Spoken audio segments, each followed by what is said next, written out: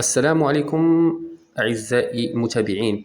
خرجت حكيمي بتصريح لإذاعة إسبانية أنها لم تكن تعلم أن ولدها ونجلها أشرف حكيمي قد تم كتابة جميع ممتلكاته، أو قد قام بكتابة جميع ممتلكاته لأمه.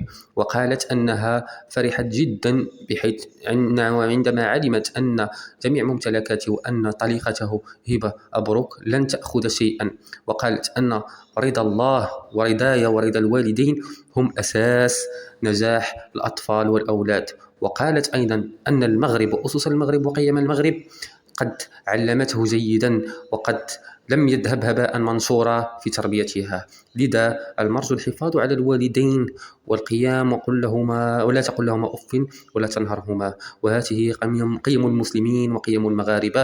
إن وصلت إلى هنا المرجو الاشتراك وترك زر لايك للمزيد من الفيديوهات. السلام عليكم.